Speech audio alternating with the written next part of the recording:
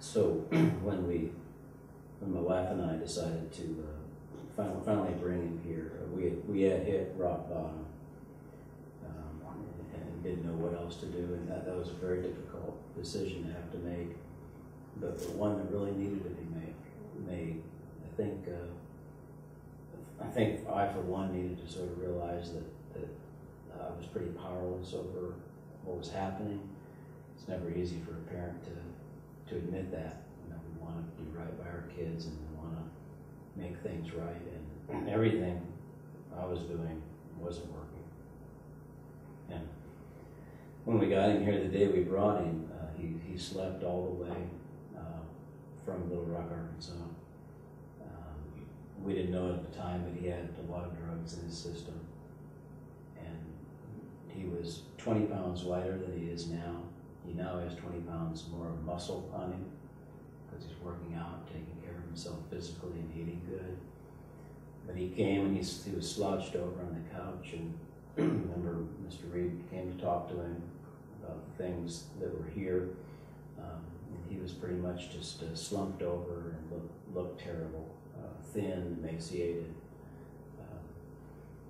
I drove off that day and didn't know sort of what to expect.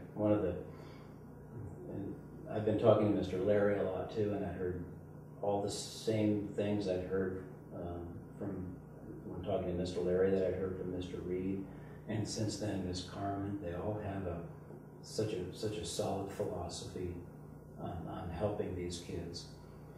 And as I've spent time here, watching them and walking around, and I could see that they actually implement and live what they do, really.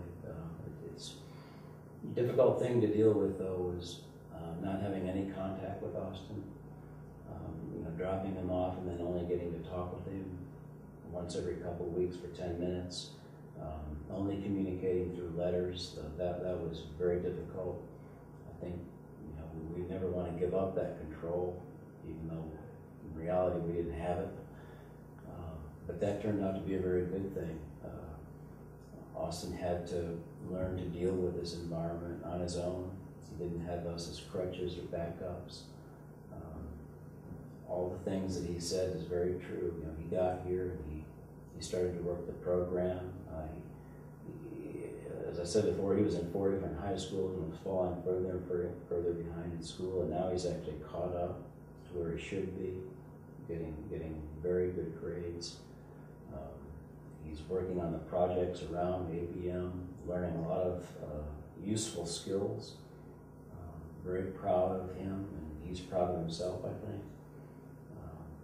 Just came back from a home visit, and he showed some of those inner controls that he really needs. We were very pleased by that. The last 2 programs he got out of, the controls did not get inside of him. The structure didn't get in, and we're seeing it get in this time, which is what we want. And so I think what I'm seeing more and more from Austin is the person that he's meant to be, the person that he really is. He's extremely creative. He's very intelligent. He's a very good person. He's kind to others. He's very responsible. All of those traits and characteristics were gone before. And he's in a place now where everything, all of who he is coming out. And I think he's discovering that. And we're seeing that. My wife and I are seeing that. His sister's seeing that. He's coming back. And I think this place has a good chance, I think, that he'll stay back and that he'll chart a course for the future that's very positive. Yeah, I think that, what I would like to say to parents out there is not to give up hope, that, that your child may have, gone down a horrible path, using drugs, flunking out of school, hanging with the wrong kids, defying you, arguing with you, not showing any respect whatsoever. But that is not how things have to be, and that's not how they have to stay. We've had to go through outpatient therapy, psychiatrists, therapists, wilderness programs, residential treatment programs. Sometimes that's what it takes. We have not given up on Austin, and he's not given up, obviously. And sometimes it takes what it takes, for as long as it takes, I think. So I think sometimes that it comes to that. It comes to having to make big decisions to remove your son or your daughter from the situation they're in, and that's simply all that's going to work, is getting them out of the environment that they're in. What my wife and I came to find was that we were no competition for the peers, the drugs, the influence. We could not compete against that. And in order for Austin to look at where he was and where he wants to go and who he really is, he had to get out of where he was. And my wife and I have had to deal with guilt and self-blame. We did not feel like we could tell people what was going on because everybody seemed to have great, wonderful children.